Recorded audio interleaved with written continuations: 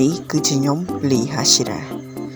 អូខេអ្នកគ្នាខ្ញុំបាន welcome back មកវិញហើយថ្ងៃនេះខ្ញុំមានអ្វីថ្មីចែកជូនអ្នកគ្នាដែលខ្ញុំបាត់មុខជាយូរហើយជាចូលថាទៅផាជាមួយខែអ្នកនរគ្នា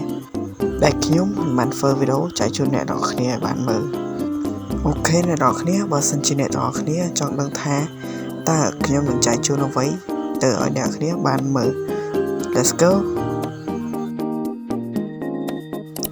នឹងឯអ្នកគ្នាខ្ញុំគឺចង់បង្ហាញនៅអ្វីដែលខ្ញុំបានសាងសង់នៅ Creative គឺជាផ្ទះយ៉ាងអ្នកគ្នាមើលទៅផ្ទះដែលខ្ញុំសាងសង់នេះ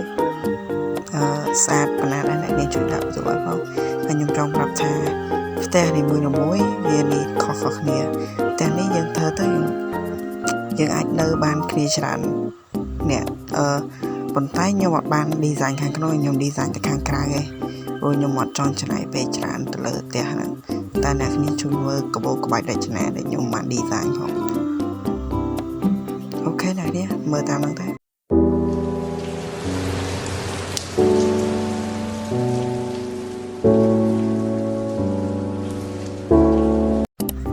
ឡូវនេះចុះមកមើលនៅផ្ទះទី2របស់ខ្ញុំបាទផ្ទះនេះតាមមើលទៅជាផ្ទះមួយដែលយើងអាចនៅ2នាក់បានហើយមានការ design លក្ខណៈបែបធម្មតា simple មើលទៅនិយាយទៅមើលទៅបែបធម្មជាតិណាអ្នកនេះមើលទៅតំណមែនតើហើយអ្នកនរគ្នាចាំជួយមើលនៅក្នុងការ design ផងអ្នកគ្នាហើយនឹងជួយដាក់បន្ទុកឲ្យផ្ទះនេះមួយដែលខ្ញុំជួយបង្ហាញផងអ្នកគ្នាមានរោងក្រោលគោអីតិចតួចហើយនៅខាងលើនេះមានផ្ទះ2ជាន់ហើយនៅខាងក្រោមមានមួយជាន់ទៀតអាចជាធ្វើជាបន្ទប់ storage បានអ្នកគ្នាហើយអ្នកគ្នាចាំមើលតាមហ្នឹងទៅ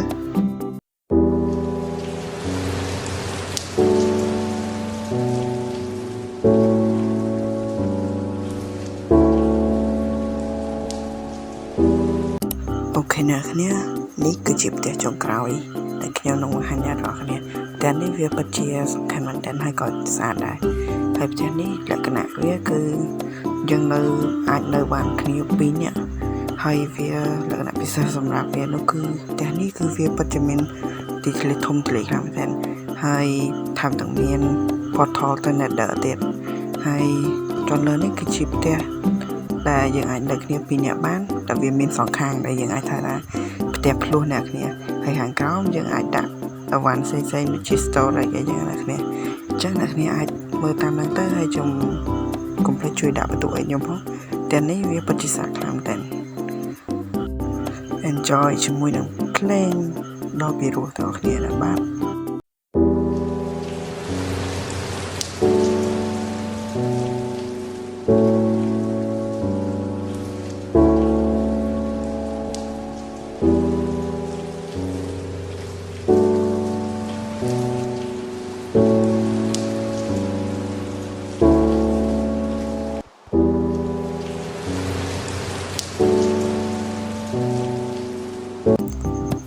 ឥឡូវវីដេអូនេះក៏បានមកដល់ទីបញ្ចប់មុននឹងបញ្ចប់ខ្ញុំចង់សួរចំណាប់អារម្មណ៍អ្នកនរគ្នាថានៅពេលដែលគ្នាបានមើលវីដេអូរបស់ខ្ញុំហើយនឹងមើលការសាងសង់ផ្ទះរបស់ខ្ញុំ3នេះហើយតើអ្នកនរគ្នាមានអារម្មណ៍យ៉ាងម៉េចដែរហើយកុំភ្លេច comment នៅខាងក្រោមផងណានិងជួយដាក់បន្ទុកឲ្យខ្ញុំផងជាពិសេសនោះកុំភ្លេចចុច subscribe និងសញ្ញាកណ្ដឹង like share ផងដើម្បីធ្វើខ្ញុំមានកម្លាំងចិត្តធ្វើវីដេអូឲ្យអ្នកនរគ្នាមើលបន្តទៀតបាយអ្នកគ្នាជួបគ្នានៅវីដេអូក្រោយជប់អ្នកនរគ្នាខ្ញុំលេចប្រាប់ថានេះជាវីដេអូដែលខ្ញុំ welcome back មកវិញទេនៅវីដេអូក្រោយខ្ញុំនឹងមានអ្វីថ្មីដើម្បីសម្រាប់អ្នកគ្នាទៀតមានតែប៉ុណ្្នឹងទេ goodbye អ្នកគ្នាម្ដងទៀត